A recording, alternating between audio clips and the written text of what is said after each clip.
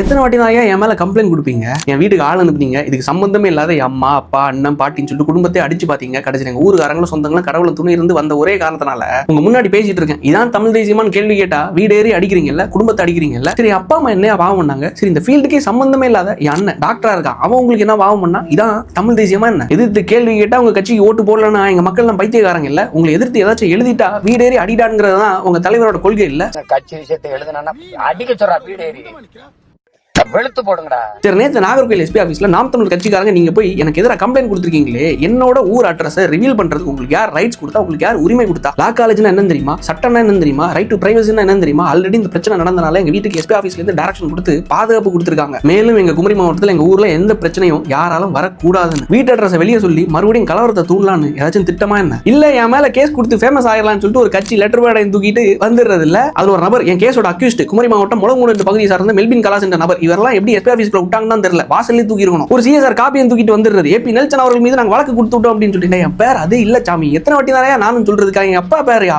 செல்லமா வளர்த்தாரு, சோ செல்லமா எங்க அப்பா பேர் இருக்கட்டுன்னு சொல்லிட்டு ஐடியில வச்சேன். அது ஒரு குத்தமா? அவதூறு கேஸ் போடுறீங்க, சரி, அந்த கேஸ் அவதூறா இருக்கிறத பாத்திருக்கீங்களா? அதுதான் இந்த நாம் தமிழர் கட்சிக்காரங்க கொடுத்த இந்த அவதூறு கேஸ். சாமி, 21 வயசு 2022 அப்போல இருந்து இப்போ திமுக ஆட்சி மாறுறது வரைக்கும் பேசிட்டு இருந்தேன். ஏன் எங்க ஐயா மனோதாங்கராஜ் அவருடைய 5 கோடிக்கான நோட்டீஸையும் பார்த்துட்டேன். ஏன் என் குடும்பத்தை அம்மா அப்பான்னு சொல்லிட்டு ஒட்டுமொத்த வேறையும் எலெக்ஷனுக்கு முந்தின நாள் மே 4ஆம் தேதி நீங்க தாக்குனதை கண்ணுக்கு எதிராக பாக்குறேன். இதுக்கு மேல நான் எதை பாக்குறதுக்கு? உங்களுக்காச்சும் உங்க கட்சிக்காச்சும் லீகல் விங் இருக்கு, ஐடி விங் இருக்கு. இது எல்லாத்தையும் தாண்டி உங்களுக்கு சப்போர்ட் பண்றதுக்கு திமுக 75 ஆண்டுகால லெகசி கொண்ட ஒரு கட்சி இருக்கு. ஆனா நான் யாரு? தனியா ஆளு. தமிழ் தேசியம் என்னும் மிகப்பெரிய ஒரு கோட்பாடையே கழுவி ஊத்துன கேவலப்படுத்தின நக்கீரன் கோபால் அவர்கள் உங்களோட அதிகாரப்பூர்வ சேனலான எங்கள் தேசம் என்னும் சேனல் மூலமா எதுக்கே சப்போர்ட் பண்றீங்கன்னு கேட்டா பதில் இல்ல. ஏன் 2 நாட்களுக்கு முன்னாடி பாலியல் குற்றத்திற்காக கைதான ஒரு நபருக்கு எதுக்கே அண்ணன் சீமான் அவர்கள் ஆதரவு கொடுக்குறாரு, அந்த கைதையே ஏன் கண்டிக்கிறாருன்னு கேள்வி கேட்டா அண்ணன் சீமான் அவர்கள் கிட்டயோ இல்ல தொண்டர்கள் கிட்டயோ பதில் இல்ல. கேள்வி கேட்டா நம்ம மேல வழக்கு போடுறாங்க. 16 லட்சம் ஓட்டு வச்சிருக்கீங்களே, தமிழ்நாட்டில் அசைக்க முடியாத தலைவர்களில் அண்ணன் சீமான் அவர்கள் ஒண்ணு அப்படின்னு சொல்லிட்டு கோர்ட்டே உங்களுக்கு அங்கீகாரம் கொடுத்துருச்சேன். அப்ப எதுக்குன்னு காலேஜ் படிச்சிட்டு இருக்கிற பையன் என்ன போய் சீண்டிட்டு இருக்கீங்க? நான் கேட்கிற சின்ன சின்ன கேள்வியை பார்த்து எதுக்குன்னு பயப்படுறீங்க?